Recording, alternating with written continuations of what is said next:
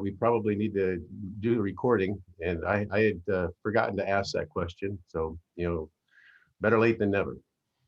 Um, We're going. all right. So let me go through introductions. George Amendola, Cyberdynamics, Sasha Burrows with Broadband Consortia, Brian Chung, City of Moore Park, Kyle Detz, Cox Communications, Jamie Fleming with the Ojai Chamber, Sam Cohen with the Chumash Tribe, Jonathan Royas. Jonathan, who are you with again? Sorry, I had to unmute myself with the City of Santa Paula. So good morning. I'm a management analyst in the city manager's office. Welcome. Glad you're here. And I've got my 9:30 meeting is with the Santa Paula group. So it's great that you're joining us. Excellent. Thank you. Greg Hayward, Trackable Health, Broadshare, Darren Kettle with VCTC, Steve Sawyer, Charter Communications, myself with the Broadband Consortium, Bill Simmons, Steve Weingard, Ridge Communications, and Russ Patridge, with Ridge Communications. I also see Chris Moore with CPUC, Noel Heredia with Digital Value Creations. Petra Gomez is with the Santa Barbara County Community Foundation. And other than the person on the phone, I think I've got everybody. Who's on the phone joining us? It's Sam Cohen. Okay, so Sam's got a number there. All right, thank you, Sam.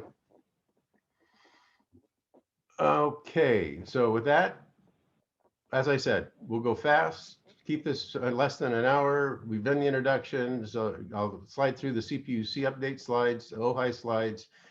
We'll spend some time talking about the digital divide, and then we'll spend some more time talking about the middle mile regional networks and end up with the smart city debate, and if time allows, a few more updates as well. So this is the same slide as last month. The dust has not settled yet. There is still an awful lot of conversations happening and an awful lot of different levels of government. The CARES money, a lot of people are interested in knowing what bill was passed in the last week to 10 days and how much money is in that and where's it all going to go and how is it going to get here. The state is in the middle of all that conversation. CPUC is in the middle of all that conversation. We've got SB4 and AB14, that's sausage being made in the midst of legislation that'll be coming, and that's gonna, the RDOF, the rural areas funding coming out of FCC, that the dust hasn't settled there as well. And they had the short forms, and they had the awards, but now we're in the negotiation process. And through it all, the pots of money still exists. CPUC in terms of CSF, in terms of infrastructure funding, is oversubscribed, but we have great confidence that significant funds are going to be replenishing that. That's part of the legislation discussion in SB4 and AB14. And the adoption fund is as important as it's ever been. I think that COVID has brought that to the front burner. CPUC has always provided those resources. Those resources are not tapped out. Those kinds of proposals and applications should still be going in. Anything we can do as a consortium to encourage that, we want to do. And so infrastructure is going to be invested in heavily, but adoption is going to be just as heavily, just as much, just as well. So that's these are very interesting times, and there's some waves coming our way. It's important that we learn to surf. That's all I can say. Any discussion on that? Jamie, I'm sure you're aware, moving on to the city of Ojai, was contacted last week related to opportunities. There's certain digs that are going on downtown, and these are planned trenches, if you will, and planned investment, and they're looking for any providers that are interested in partnering and being part of this. Obviously, we're promoting dig once. When these kinds of things go in terms of opportunities and investment, we want everybody to take full advantage of the excavation and the dig. So it's exciting. And as a consortia, I appreciate Ojai approaching us. Any other cities, I was talking to Oxnard in this last week, and I know they're going to be having a dig as well, or a couple. And so they were interested in the consortia sharing that information. It's great to have this information shared as it's occurring, and we want to do a lot more of it. Jamie, any other comments that you want to make about Ojai's perspective? No, this is obviously a very important east-west artery right through the center of our city. So hopefully someone might find that of interest. Just a quick question on that. What is the timeline for this? The Grand Avenue, which is in yellow at the bottom, is actually happening pretty fast, and it's really not, it's more residential, but it might help a provider if they're interested in that. The red, they're looking at fall. They will do that project after they complete the yellow project in the diagram below. Thank you. So where we want to go as a consortia, eventually Sasha is redesigning websites with Greg Hayward's help. And we'd like to have a place where this kind of information is stored and everybody feels comfortable posting to it and sharing among it. And this is the first, hopefully, of many notifications to follow. Okay, next slide. We'll start spending some time here. The Digital Divide Coalition is a group that I ran across. Actually, they contacted us about 4 months ago, and it was had its roots in the LA area, the Inland Empire, if you will. And it's just building steam. Supervisor Parks here in Ventura County was pulled in. She pulled Terry Theobald, the county CIO, in. They've been meeting every other Thursday, and a number of folks throughout now the Southland, the LA area, San Diego, the Imperial Valley. It's now Ventura County, and I think it'll be extending up into Santa Barbara and San Luis Obispo counties as well. Two things. Digital inclusion is the primary why and what. They want obviously to accomplish that in terms of the thinking.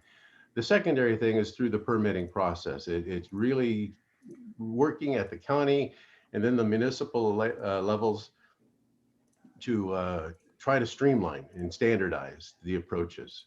Brian, I'm going to put you on notice, if you just because I shared this information with you earlier and thoughts you might want to share. Mitchell, I don't know if you've seen it. I think I may have shared it with you as well. I consider it a juggernaut because it's just this LA County passed the ordinance, resolution on Tuesday. Our Board of Supervisors down here in Ventura County, they passed the ordinance. We'll be sharing those links. I think I shared the SCAG, Southern California Area of Governments notice 2-3 weeks ago with you, and they passed it. And a lot of this perhaps may be tied to 5G. When you have these standard ordinances, it's a lot, and you have ways to roll out technology. This makes it a lot easier. I think that's also reading between the lines some of the things going on here. But there'll be an awful lot of discussion now to each of the municipalities of picking up the ordinance and moving it forward. And Jory Wolf has just joined us. The way Terry Theobald approached the board this week, he spent a considerable amount of time talking about the middle mile network, which Jory will be talking about next. But the action that the board took was related to the resolution from the Digital Divide Coalition. And so he said, I'll be back. We'll be talking about the middle mile network after briefing everything that we've done to date. But he asked the board this week to approve the resolution. And when I get the hard copy of that, I'll be wanting to share that with you as well. So Brian, why don't you chip in first in terms of your thoughts about the paperwork that you've read on the Digital Divide Coalition's resolution. Does it help? Does it hurt? What's your thinking after reviewing it? So I guess I'll take the 2 points, one on the permitting side and then one on the resolution side. On the permitting side, we believe we are almost there on Moore Park. All the big things are there. So, we've got a 5G agreement template for getting on streetlights. There's a permitting process in flow for in-ground, installation of fiber optic cable. Those are over-the-counter permits. If there is a problem from any of the ISPs out there or anyone else, let me know. We are aware of one, and we're working on that and how to do with conditioning for JPA-owned streetlights, of which there are just a few here in Moore Park. But of course, one of them wanted a cell site, and there were some condition formatting questions that are going between attorneys. So we will respond, and we will, address our weak points there. But we're comfortable there. From the resolution side, we are not currently pursuing that adoption in Moore Park for a couple of reasons. One, we already have policy direction from our city council to do that and pursue that. It's a noble goal. And then within the resolution, if we were to go back and take that to council for a reaffirmation, there are a couple policy items in there that are specific to Moore Park, perhaps, that are challenging. And one of them is the floor of eligibility that resolution suggests for funding. Moore Park would be above that, which means that it's calling for funding that would not benefit Moore Park or any of our disadvantaged communities because we have that service level available. So if we were to adopt that, I'd hesitate to say, to change our tack from let's float all boats to we're going to basically suggest that we forfeit funding that could come to Moore Park to help other communities. And that puts our council in a very tough spot. The second thing has to do with, there was a line in there that we're resolving to support as yet undeveloped, unannounced programs from the FCC and the PUC. And a lot of that has to do, that reservation has to do with who is helming those programs. But some administrations are more supportive or less supportive of local issues and maintaining local flexibility and how to roll things out, and giving a blanket, essentially a blank check to those agencies saying, oh, we'll support anything you do. It causes us pause. That's not to say that we wouldn't support the programs, take advantage of the programs, market the programs, and do the right thing. But to just give that blank check again could put our council in an awkward position. Yep. But in spirit, we're there. Yeah. Mitchell, do you want to comment on it at all? No, I think we have, I think Brian summed it up rather nicely. I think there may be some more value in the city of Ventura, just given some of our communities. Honestly, we have a brand new council. I think we're still kind of focused on the whole kind of re-education phase. And I don't think we're ready to kind of propose this level of streamlining yet. But it's something we're exploring and something that we're looking at for sure. Great. Thank you.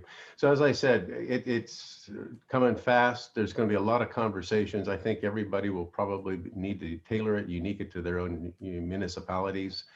But I think the intention is good. But one size does not fit all. So, and with that, Jory, I'm going to segue to you to the next slide. I think this is a cool slide. This is in terms of what Magellan has done in the creation of our middle mile network, all the analysis that have been done and the estimates that have occurred. This particular slide excites me because it starts talking about regional networks that we are hoping to be, from my standpoint, it talks about community networks that are going to be fed off regional networks and regional participation. And so this came out in the RFI, and I'm going to take full advantage of using it as I talk to each of the communities and saying, okay, here's the last mile build out that the areas that we're looking at and what are the plans. So Jory, I don't mean to steal your thunder, but you might just talk about the RFI and where we're at and what we're hoping to accomplish at this point, this juncture. Sure, absolutely. Thank you, Bill, and good morning, everyone.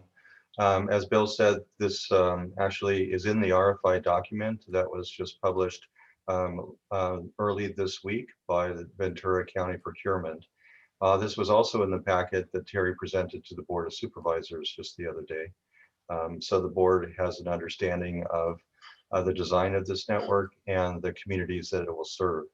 In particular, the board was very interested in some specific communities along the way, focusing on the underserved areas within Ventura County. Seems to be already a mindset of areas that are underserved and need some attention by the board.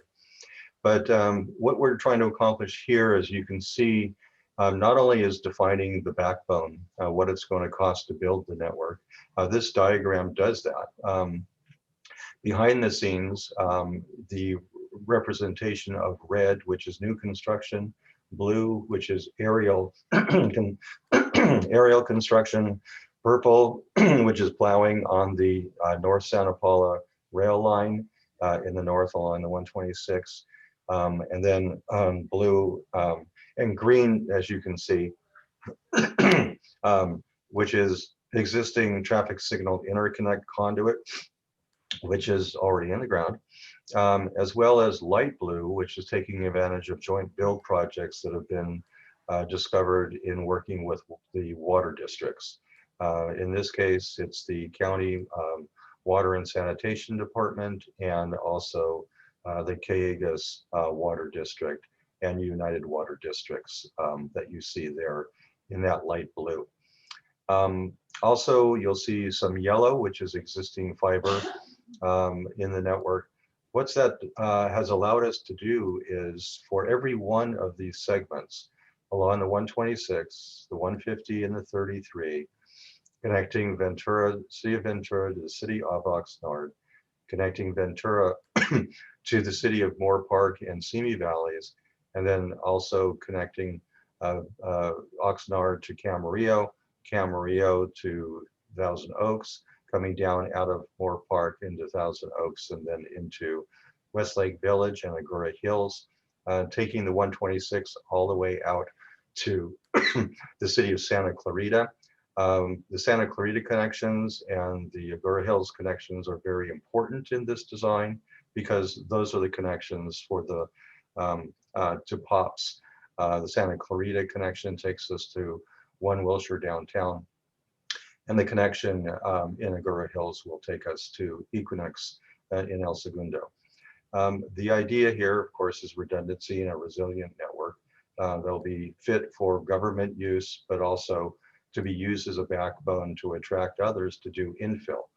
The infill, as you can see, are communities, and we've identified ways in which to, in the RFI, solicit interest from private partners from the industry to help us with the infill in these zones, A, B, C, D, all the way through M, as you can see on this map. Basically, the RFI says what interest you have in building portions or entire segments of this backbone network, or what communities or districts A through M would you be interested in using the backbone to be able to do last mile infill, connectivity to businesses, anchor institutions, as well as residents. So we have costs for all of the backbone builds by every color for every segment. So we've been able to tell the Board of Supervisors and leadership in Ventura County how much each of these will cost. And then based upon what those costs are and the communities that they serve, especially where there are opportunity zones and where there are underserved communities, that helps direct us to understand what level of grant funding we need for building out each of these segments. The RFI, which is going to inform us further about what it's going to take to build this, could actually reduce the costs. Overall, right now, the costs for the network are hovering at around $22 million, down from about $37 million after we've been able to find all of these assets that are in the ground, or our joint builds, or our capital projects, or our new opportunities to partner. The RFI and the responses from the private sector should bring that 22 million down even further. So we're hopeful We're expecting good results from the RFI. Prior to releasing the RFI, we've talked to just a little over a dozen different companies, and most of which had interest in either joining in on the joint build for the backbone or doing infill in the communities that the backbone passed through and served. That pretty much sums it up, Bill. We hope to have some good results from the RFI in a 6-week period and be able to report back to the group what partnerships will come from that effort. Thank you, Jory. And I think that Terry did a masterful job setting expectations with the Board of Supervisors. As you just described, he said it's going to take 6 weeks, 2 months, whatever, in terms of getting this information. We don't have the explicit details we need today. We will be back. And what I heard from the board was the desire to find funds, to try to figure out how to get resources to be able to put behind this, to start accumulating matches that might be required for certain grants. I mean, it was a commitment to move forward and to make this real. And so the vote was 5-0. And if we can just keep them at that level, that's terrific, because it's something everybody's agreeing upon. Other comments and conversation related to this? Anybody else see the board hearing and have any comments about the presentation? I regret that we haven't gotten it up posted as of yet, but we will. And you'll be able to look and see the slides, and I'm sure we can also put a link to the presentation itself. Kudos to Jory for the work done and for the cities engaging with it. Hey, Bill, it's Darren. So I wasn't able to tune in for the board meeting, but I did get some text message chatter that there was at least some mention by Terry or Jory, I'm not sure who, about VCTC.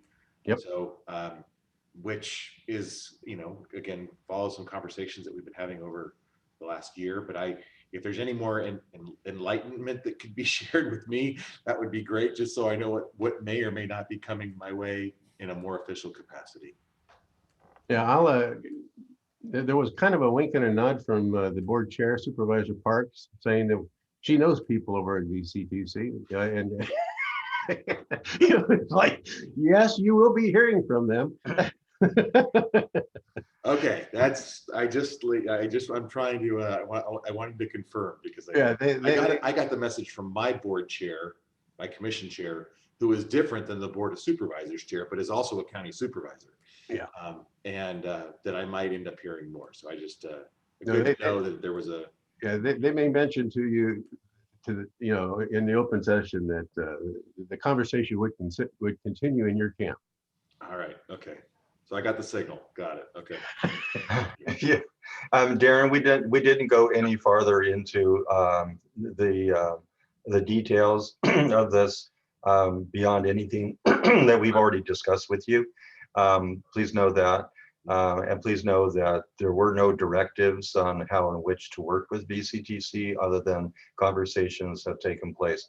Although we are going to be talking next week, and we'll be reaching out to you for a session to work with the folks over in Ventura County IT and potentially legal, to start the conversations about what this might look like, if it's going to be an MOU or other formality that will lock in a partnership or an understanding.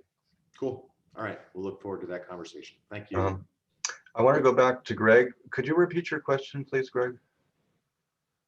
Actually, I didn't have a question. I was just saying kudos for getting the work done and for the cities to engage in that work. Okay. Thank you. I'll answer Greg's non-question, though, just on the regional funding side of things.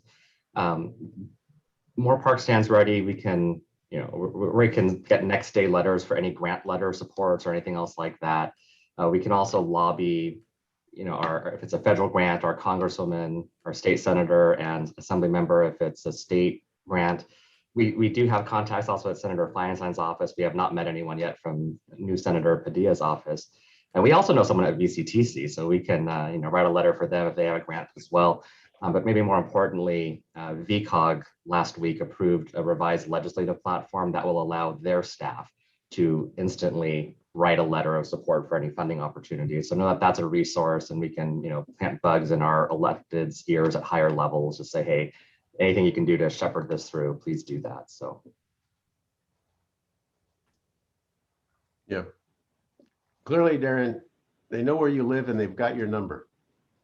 Yeah, that sounds pretty dangerous, actually, but that's okay. It comes with the territory. Yeah. But it's nice to have friends like Brian around that can help make things happen, though. So, and Jonathan, by the way, who's a relatively new meet for me. So, yeah, I appreciate it.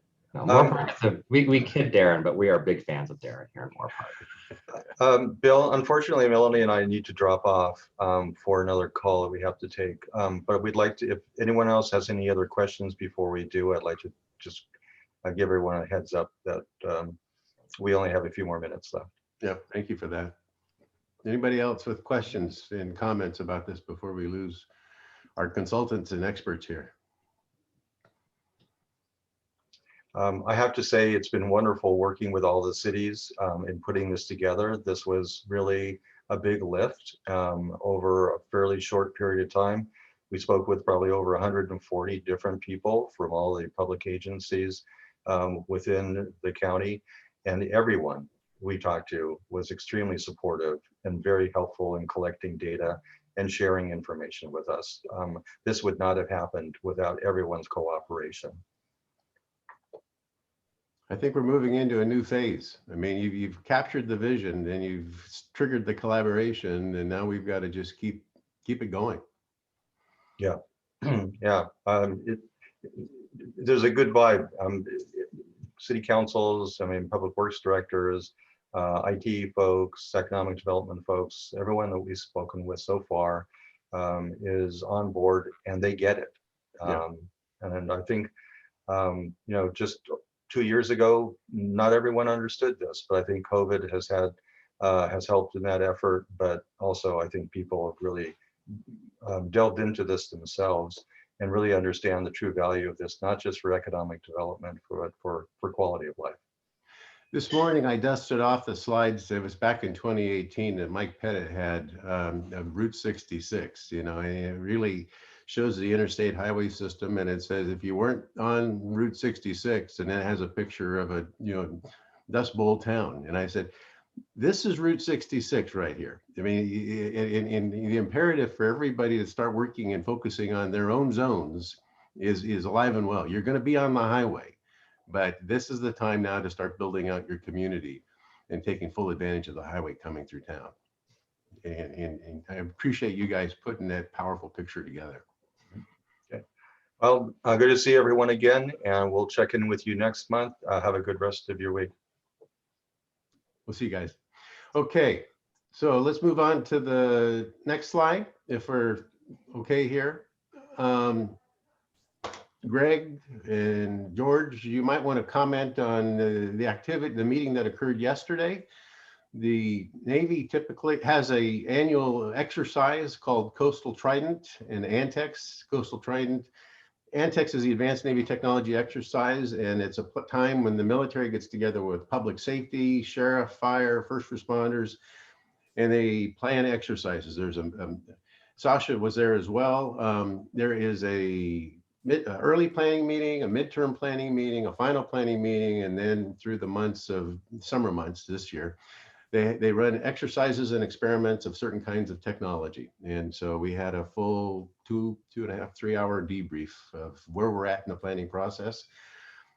I've been on the phone talking to a number of different companies over the last several weeks, and this is our first entrance into the discussion from a smart city perspective, looking at about 7 companies. And they've got all kinds of activities. We'll be talking, Darren and I will be talking to a company tomorrow, Easy Mile, which is autonomous buses. And, trying to figure out if there's a way in which we can have their technology come and be demonstrated. In the case of VCTC, if we could create these little runarounds that are able to pick up people and bring them to the bus stops and be a feeder for the major system that already exists. It'd be really cool. A military base is a tremendous opportunity place for those kinds of technologies to be used, as are college campuses and business parks. And so those are the kinds of conversations we want to be fostering, forward thinking, forward-looking smart city applications. Brian is particularly interested perhaps in the streetlights and what we might be able to do in that particular area. Greg has been a participant for many, many years.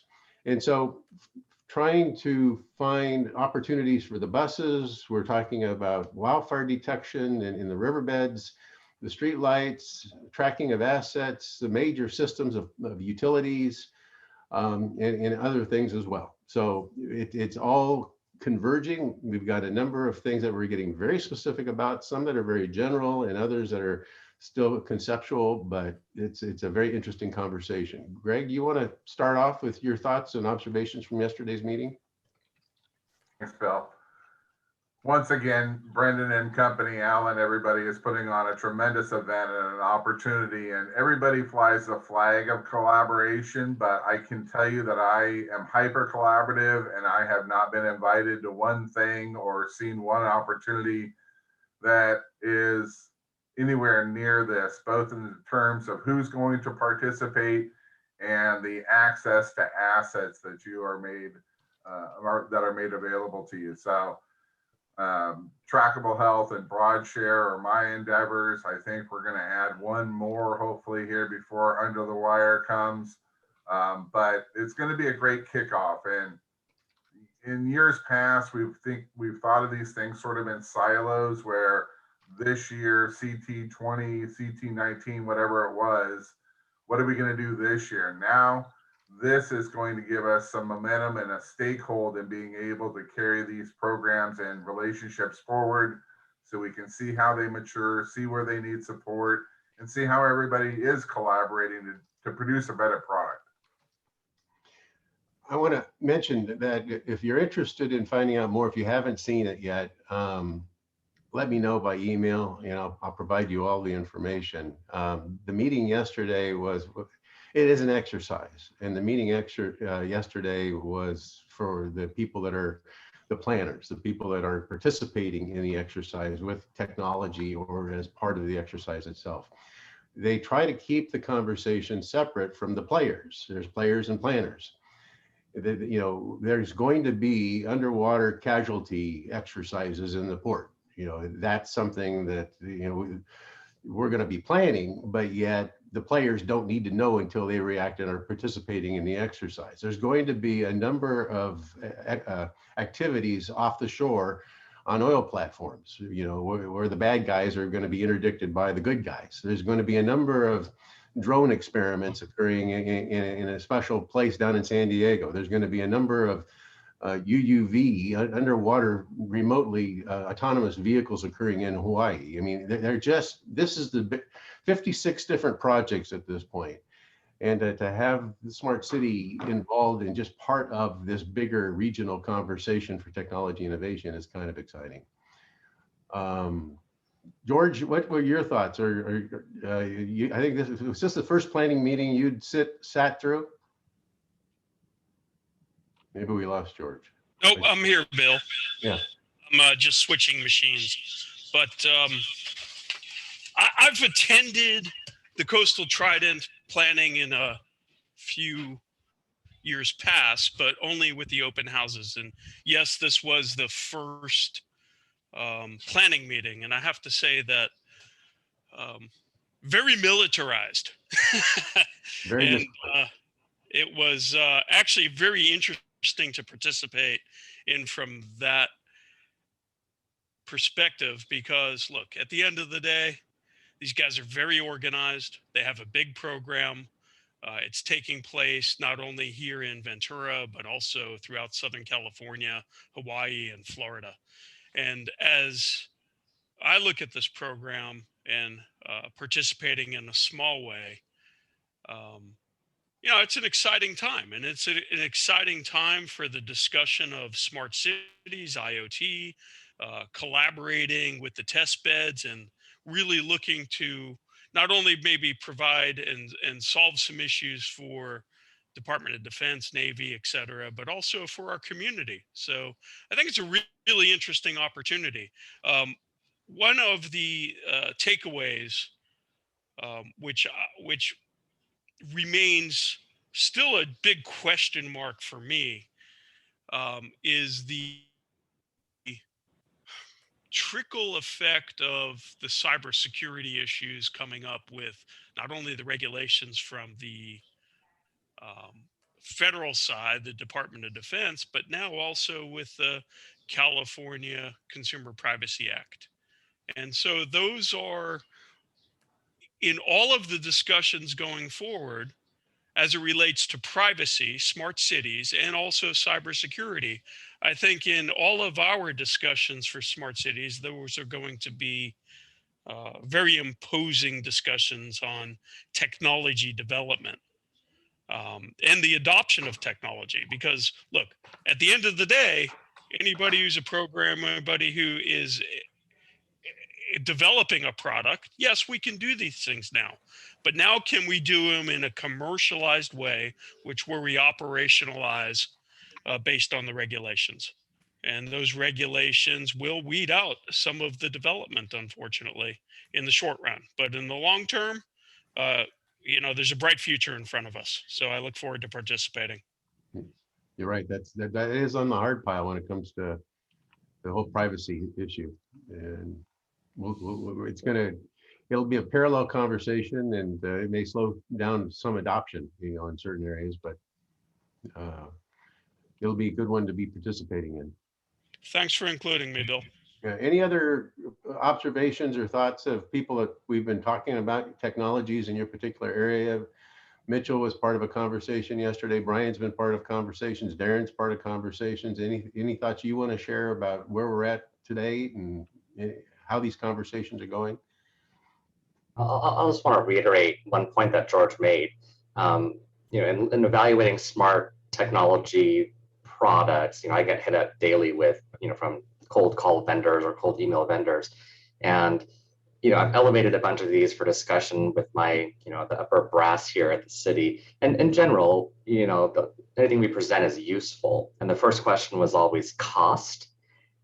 This year so far, when I bring things up, how much does it cost is still there, but there's a second question of who owns the data. And that's a different question that I've been asked last year when I was doing this, or 2 years ago. So that absolutely is an issue and a concern for all of these types of technologies. A growing issue. No, and I just want to add something separate, but I want to thank you for setting those up. I think for me, it helps provide some application to some of these smart city technologies, right? Sometimes it's nice to talk to people who actually do this for a living, and it's vetted by you, which is really appreciated. I know, to echo what Brian said, we get hit up all the time with different people trying to sell us stuff or trying to do something, but it's hard to vet which ones are actually, worthwhile to push up. So I appreciate you setting that up. It's really insightful for me. Yeah. I think one of the biggest challenges is that there's so much out there, it's almost overwhelming. So trying to, how do we make it work there? We're just on the transportation side. I had a conversation yesterday, and we're talking about how our call box system that goes connects almost all of our state highways, and how that could be better utilized, and and the autonomous buses and how that might be implemented. I mean, there's and trying to sort of get our arms around that. That's going to be the thing that, as I start to look at it from a smart region perspective, right? It is, okay, what can we do and what can we not do? Because this is the classic, how do you eat an elephant?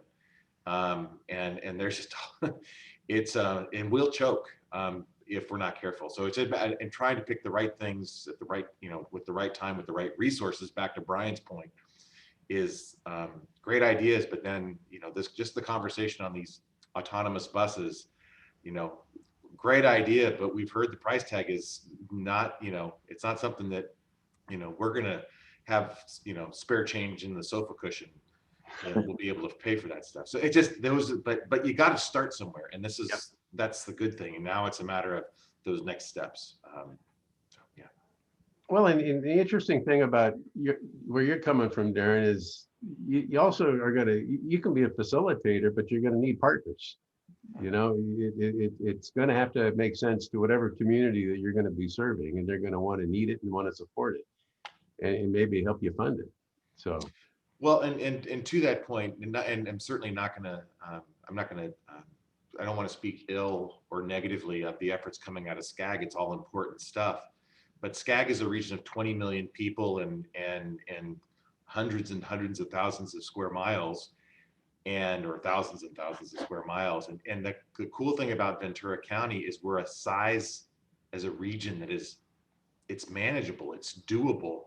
The hard part with SCAG is it's so large, how can it be effective? Whereas a place like Ventura County, we can actually pull this stuff off because, well, partly because we have half the people that really know this business on a Zoom like this. You can't do that in the Southern California region like you can do it within the confines of Ventura County or even the Central Coast. So that gives me some, I'm encouraged by the fact that we actually do have that size that can we can pull some of these ideas off. Yeah, Darren, while I've got you real quickly, one of the conversations that I'm going off to the right here, one of the conversations that occurred with Terry and the supervisors this last week was how Caltrans has changed its tune regarding broadband. I mean, it was kind of mentioned that there was this whole discussion about Caltrans and their interest and involvement, and they said, yeah, we'll get around to it along the 101 corridor. I think Supervisor Parks might have mentioned, and we'll get around to it in 3 to 5 years. The governor came out with the new charge, the new mandate, the new laws, the new focus areas, and the phone rang, and it's Caltrans, and how can we help you? I mean, and it was just like a night and day reversal. Have you seen that? Have you heard of it? Are you aware of that? Not a lot yet, and I think part of that is they're again in our Caltrans district. It's Los Angeles County and Ventura County, so you can imagine the amount where a lot of the focus will be, and certainly a lot of the focus is on underserved communities and that the digital divide, and we got to be honest with who we are. We're not LA. We don't have nearly the level of challenge from an equity perspective and some of those things. I'm not minimizing ours, but LA's is, by scale, we're it's not as complicated. So, but there is new leadership at the highest levels at Caltrans headquarters, as well as in our own Caltrans district. So that, again, that tune may be changing, but these are new leaders with that. Our new District 7 director he's only been here for a few months, so it's still early in his tenure. Yeah, well, there was a mention. They are part of this Southern California Digital Coalition, and and so they're really pushing forward and showing up to these meetings, and so that's a good sign. That's really a good sign. So I hadn't heard that until yesterday or Tuesday. Bill, just a quick question, and this is framed possibly more towards Darren. As we look at the broadband conversation, the smart city conversation, Ventura County transportation, how much does SCAG come into play with these discussions? And or is there still that discussion about separating from SCAG and et cetera? Well, I mean, SCAG is a massive metropolitan planning organization. I mean, our population is 5% of the entire SCAG region. Our county's population, 5 or 6%. I think, so we do a lot of things on our own. I think there are other conversations that will take place. It does come up every once in a while, George, about, are we, given the nature of the true urban metropolitan challenge that is much of the SCAG region, our issues are different in a couple of different ways.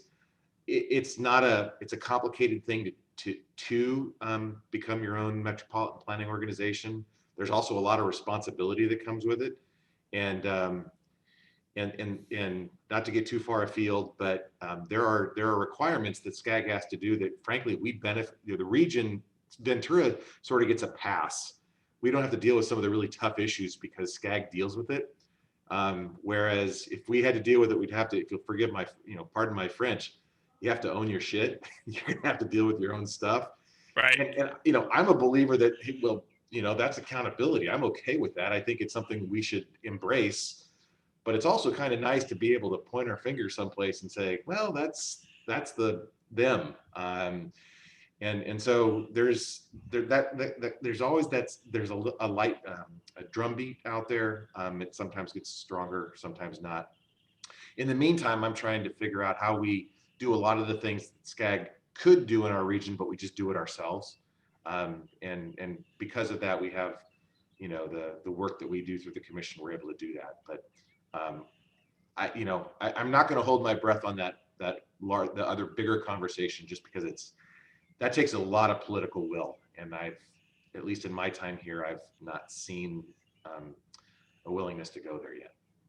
I appreciate your comments, and I certainly don't intend to put you on the spot in any way.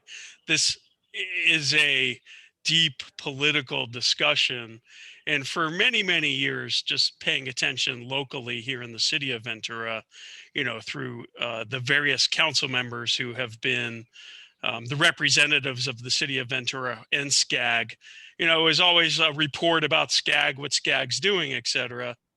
I remember Carl Morehouse was the Ventura representative for SCAG. And, for many years, we just hear these little blips about SCAG.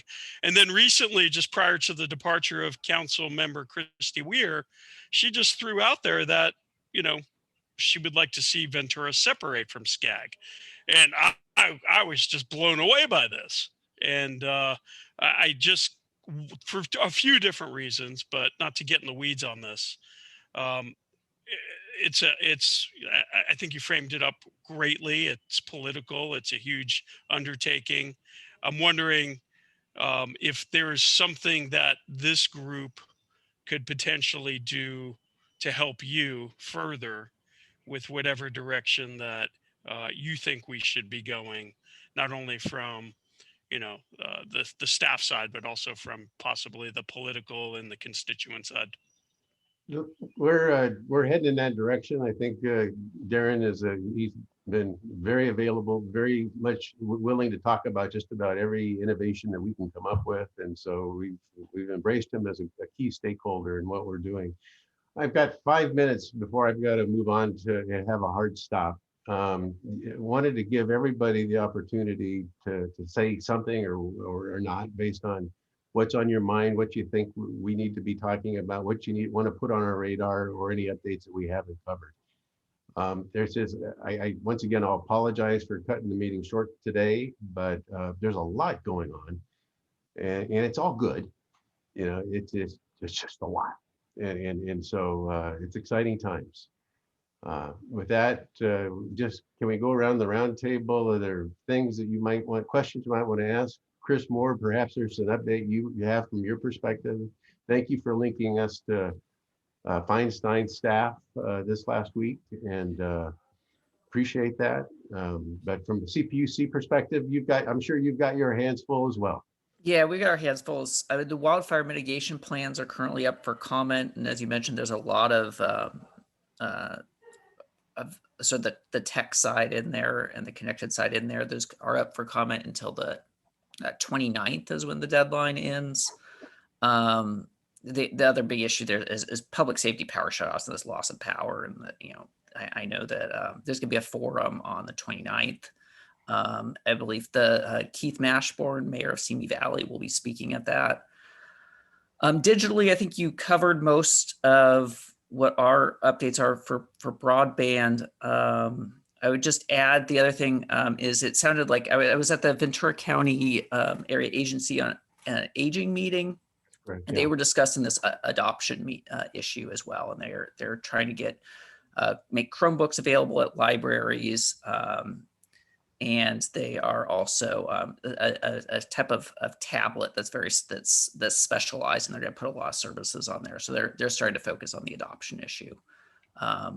yeah, Victoria Jump was the person there who was discussing that. So Any announcements that you have that you want us to be publishing, weekly to folks that you were talking about I think, was it the shutoffs or the wildfire with Mashburn? Keith Mashburn. I can send that out if people be interested. I can send you. I've got a flyer for that workshop, which is I believe that's next Friday. Yeah, I'd love to put that. Yeah, I'll send that along. Okay. Brian, Mitchell, any municipality updates in terms of where you're at in this last few minutes? 2 quick bullet points. One, last night our council awarded a contract to Magellan to do the Meet Me Room study for our future library construction. It's a 4-month project.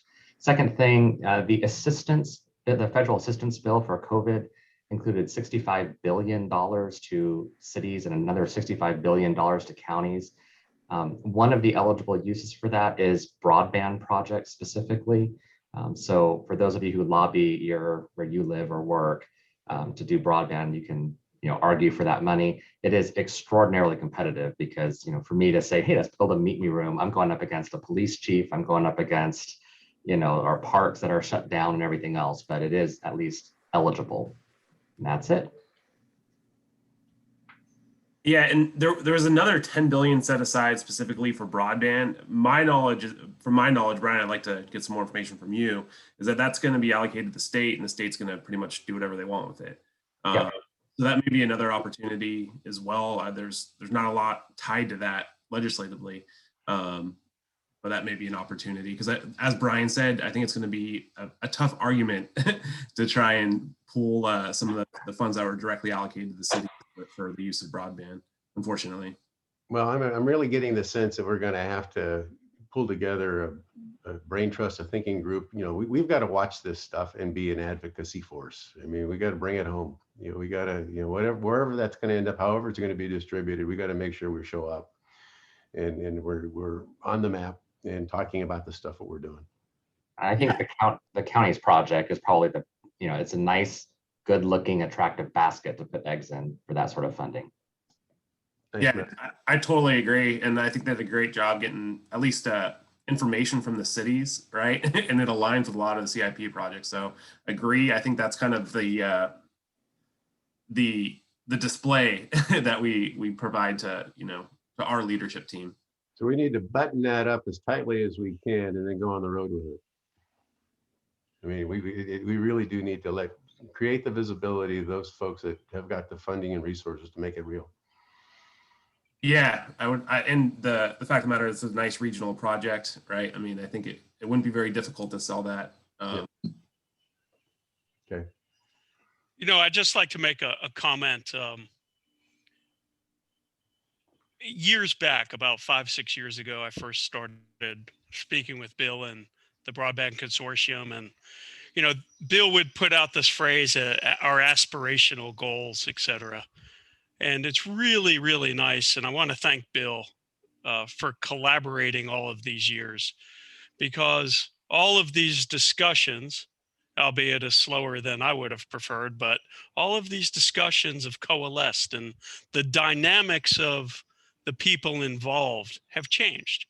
And we are actually starting to see actionable results taking place. So I just want to give a big thank you to Bill for all of these years for organizing this. And we're making a lot of headway. And thanks to everybody for participating from the various stakeholder organizations at the city level, the county level, and the various groups. It's pretty tremendous what's taken place. Well, I want to emphasize, thank you, George, first off for the comments and the compliments. I want to emphasize the fact the consortium is 3 counties. We really have some friends and neighbors up north that we want to keep in this conversation as well. As we build momentum, we want to also build neighbors and carry the momentum forward. This is the greatest place in the country to live. And we really need to turn it into, the future of what it's going to look like. And the Central Coast is just the best. So, all right, folks, I'll let you go for now, but we'll keep talking, and appreciate all your support. Have a good week. what's left of it.